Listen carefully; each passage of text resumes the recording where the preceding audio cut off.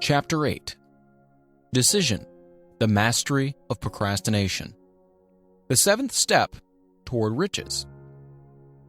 Accurate analysis of over 25,000 men and women who had experienced failure disclosed the fact that lack of decision was near the head of the list of the 30 major causes of failure. This is no mere statement of theory, it is a fact. Procrastination, the opposite of decision, is a common enemy which practically every man must conquer. You'll have an opportunity to test your capacity to reach quick and definite decisions when you finish reading this book and are ready to begin putting into action the principles which it describes. Analysis of several hundred people who had accumulated fortunes well beyond the $1 million mark disclosed the fact that every one of them had the habit of reaching decisions promptly and of changing these decisions slowly, if and when they were changed. People who fail to accumulate money, without exception, have the habit of reaching decisions, if at all, very slowly, and of changing these decisions quickly and often. One of Henry Ford's most outstanding qualities is his habit of reaching decisions quickly and definitely and changing them slowly. This quality is so pronounced in Mr. Ford that it has given him the reputation of being obstinate. It was this quality which prompted Mr. Ford to continue to manufacture his famous Model T, the world's ugliest car, when all of his advisors and many of the purchasers of the car were urging him to change it.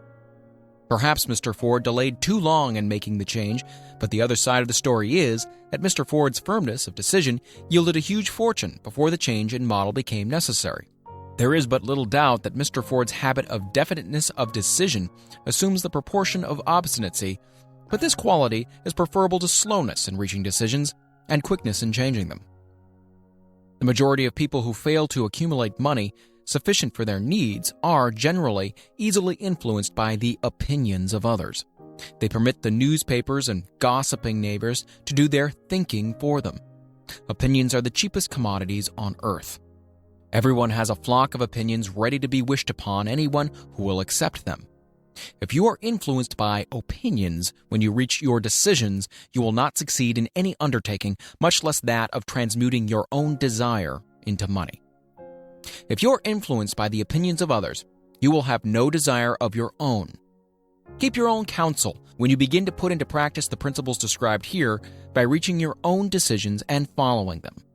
Take no one into your confidence except the members of your mastermind group, and be very sure in your selection of this group that you choose only those who will be in complete sympathy and harmony with your purpose.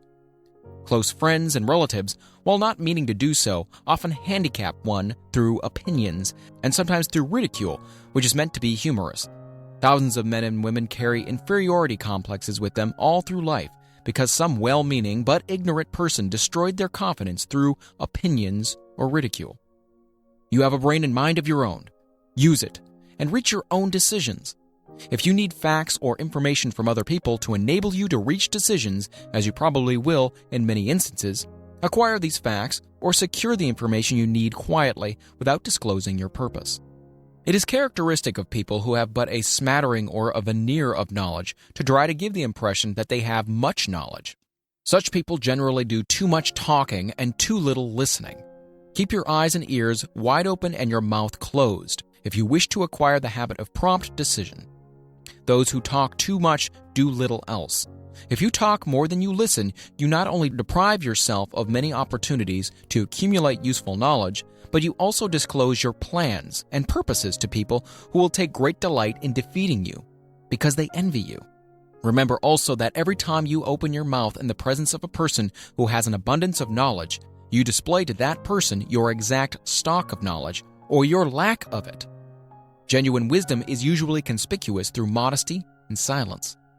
Keep in mind the fact that every person with whom you associate is like yourself, seeking the opportunity to accumulate money. If you talk about your plans too freely, you may be surprised when you learn that some other person has beaten you to your goal by putting into action ahead of you the plans of which you talked unwisely. Let one of your first decisions be to keep a closed mouth and open ears and eyes. As a reminder to yourself, follow this advice. It will be helpful if you copy the following epigram in large letters and place it where you will see it daily. Tell the world what you intend to do, but first show it.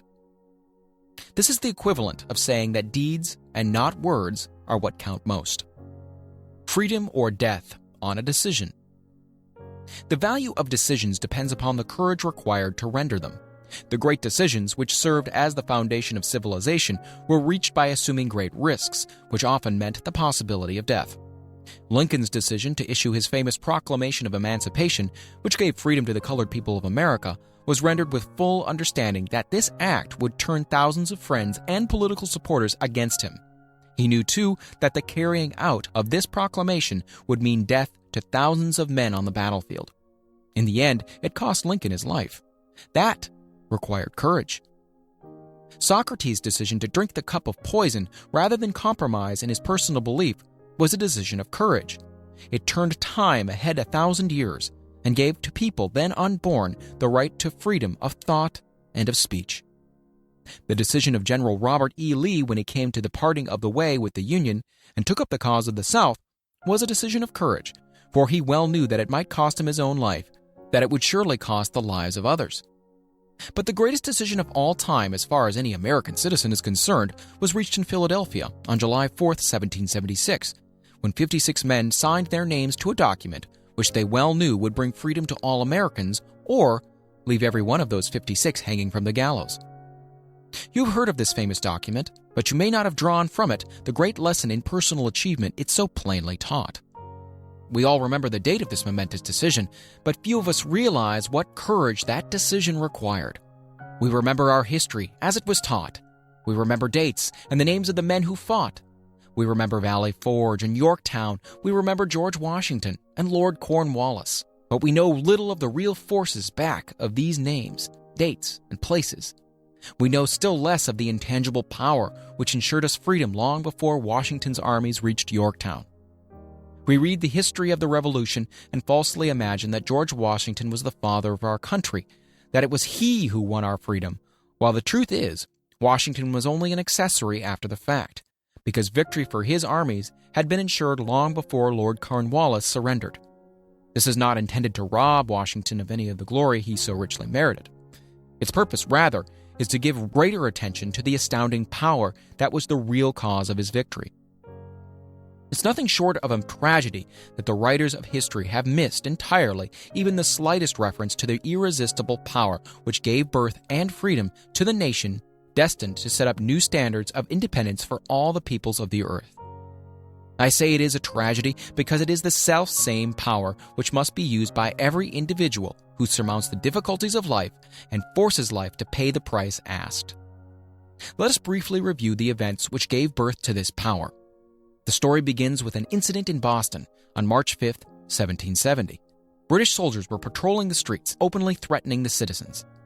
The colonists resented armed men marching in their midst. They began to express their resentment openly, hurling stones as well as epithets at the marching soldiers until the commanding officer gave orders, fix bayonets, and charge. The battle was on. It resulted in the death and injury of many. The incident aroused such resentment that the Provincial Assembly, made up of prominent colonists, called a meeting for the purpose of taking definite action.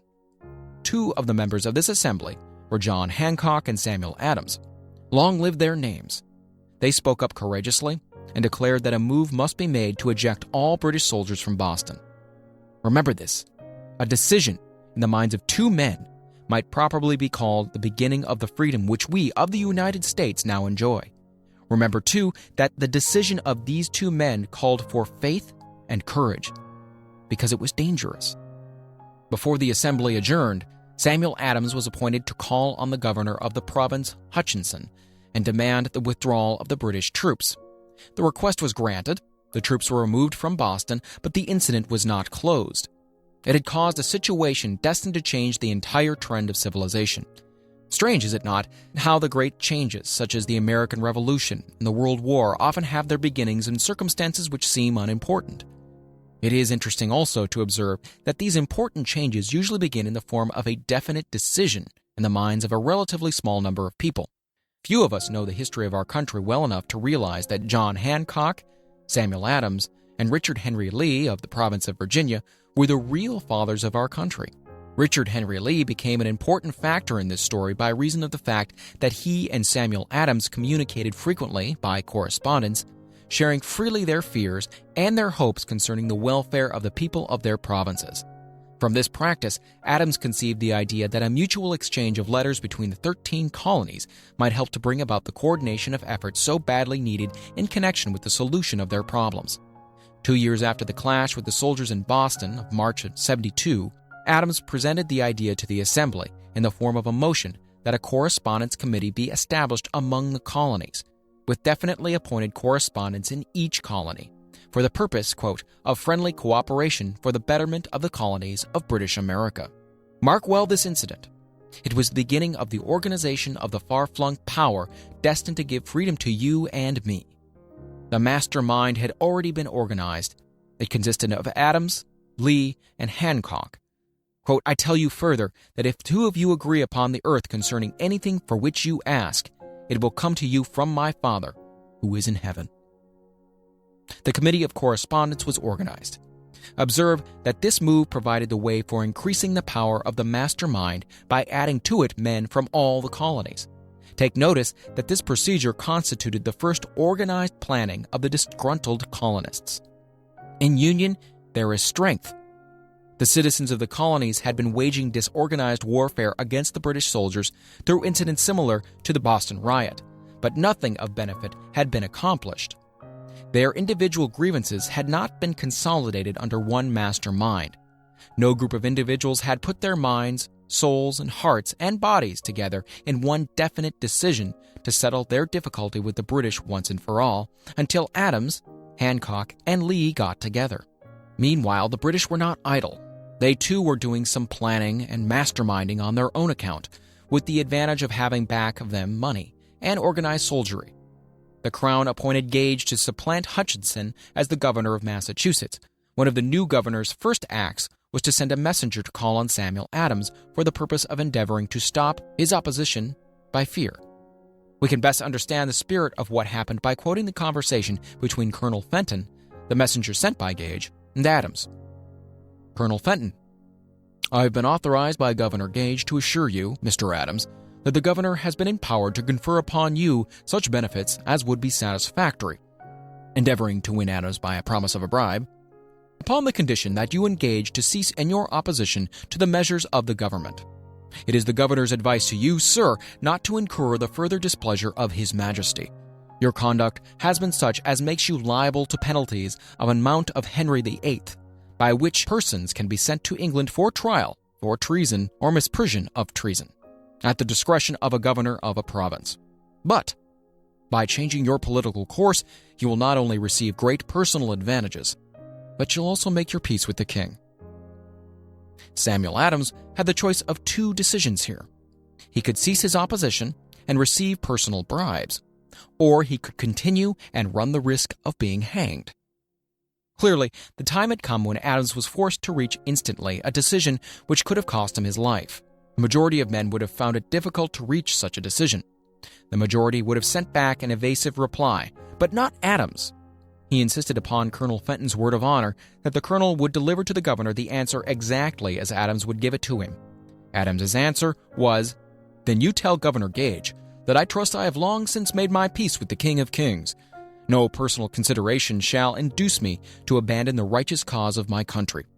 And tell Governor Gage it is the advice of Samuel Adams to him no longer to insult the feelings of an exasperated people. Comment as to the character of this man seems unnecessary. It must be obvious to all who read this astounding message that its sender possessed loyalty of the highest order. This is important. Racketeers and dishonest politicians have prostituted the honor for which such men as Adams died. When Governor Gage received Adams's caustic reply, he flew into a rage and issued a proclamation which read, I do hereby, in His Majesty's name, offer and promise His most gracious pardon to all persons who shall forthwith lay down their arms and return to the duties of peaceful subjects, accepting only the benefit of such pardon. Samuel Adams and John Hancock, whose offenses are of too flagitious a nature to admit of any other consideration but that of condign punishment. As one might say in modern slang, Adams and Hancock were on the spot. The threat of the irate governor forced the two men to reach another decision, equally as dangerous. They hurriedly called a secret meeting of their staunchest followers. Here the mastermind began to take on a momentum. After the meeting had been called to order, Adams locked the door, placed the key in his pocket, and informed all present that it was imperative that a Congress of the colonists be organized, and that no man should leave the room until the decision for such a Congress had been reached. Great excitement followed. Some weighed the possible consequences of such radicalism, old man fear. Some expressed grave doubts as to the wisdom of so definite a decision in defiance of the Crown. Locked in that room were two men immune to fear, blind to the possibility of failure: Hancock and Adams. Through the influence of their minds, the others were induced to agree that, through the Correspondence Committee, arrangements should be made for a meeting of the First Continental Congress to be held in Philadelphia on September 5, 1774. Remember this date. It is more important than July 4, 76. If there had been no decision to hold a Continental Congress, there could have been no signing of the Declaration of Independence. Before the first meeting of the new Congress, another leader in a different section of the country was deep in the throes of publishing a summary view of the rights of British America. He was Thomas Jefferson of the province of Virginia, whose relationship to Lord Dunmore, representative of the Crown in Virginia, was as strained as that of Hancock and Adams with their governor. Shortly after his famous Summary of Rights was published, Jefferson was informed that he was subject to prosecution for high treason against His Majesty's government. Inspired by the threat, one of Jefferson's colleagues, Patrick Henry, boldly spoke his mind, concluding his remarks with a sentence which shall remain forever a classic: "If this be treason, then make the most of it." It was such men as these who, without power, without authority, without military strength, without money, sat in solemn consideration of the destiny of the colonies. Beginning at the opening of the First Continental Congress and continuing at intervals for 2 years until on July 7, 1776, Richard Henry Lee arose, addressed the chair, and to the startled assembly made this motion: "Gentlemen, I make the motion that these united colonies are, and of right, ought to be free and independent states, that they be absolved from all allegiance to the British Crown, and that all political connection between them and the state of Great Britain is, and ought to be, totally dissolved." Lee's astounding motion was discussed fervently and at such length that he began to lose patience. Finally, after days of argument, he again took the floor and declared in a clear, firm voice, "Mr. President, we have discussed this issue for days. It is the only course for us to follow. Why then, sir, do we longer delay? Why still deliberate? Let this happy day give birth to an American republic. Let her arise, not to devastate and to conquer, but to reestablish the reign of peace and of law. The eyes of Europe are fixed on us. She demands of us a living example of freedom that may exhibit a contrast in the felicity of the citizen to the ever-increasing tyranny." Before his motion was finally voted upon, Lee was called back to Virginia because of serious family illness. But before leaving, he placed his cause in the hands of his friend Thomas Jefferson, who promised to fight until favorable action was taken. Shortly thereafter, the president of the Congress, Hancock, appointed Jefferson as co-chairman of a committee to draw up a Declaration of Independence. Long and hard the committee labored on a document which would mean, when accepted by the Congress, that every man who signed it would be signing his own death warrant, should the colonies lose in the fight with Great Britain, which was sure to follow. The document was drawn, and on June 28th, the original draft was read before the Congress.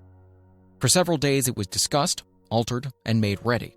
On July 4th, 1776, Thomas Jefferson stood before the assembly and fearlessly read the most momentous decision ever placed upon paper.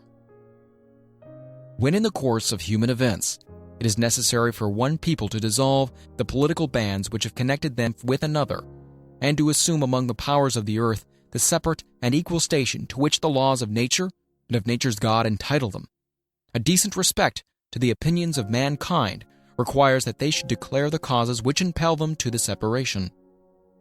When Jefferson finished, the document was voted upon, accepted, and signed by 56 men, everyone staking his own life upon his decision to write his name. By that decision came into existence a nation destined to bring to mankind forever the privilege of making decisions.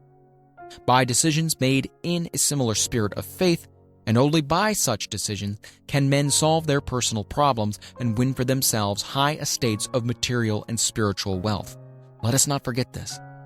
Analyze the events which led to the Declaration of Independence and be convinced that this nation, which now holds a position of commanding respect and power among all nations of the world, was born of a decision, created by a mastermind consisting of 56 men. Note well the fact that it was their decision that ensured the success of Washington's armies, because the spirit of that decision was in the heart of every soldier who fought with him, and served as spiritual power which recognizes no such thing as failure. Note also, with great personal benefit, that the power which gave this nation its freedom is the selfsame power that must be used by every individual who becomes self-determining. This power is made up of the principles described in this book. It will not be difficult to detect in the story of the Declaration of Independence at least 6 of these principles: desire, decision, faith, persistence, the mastermind, and the organized planning.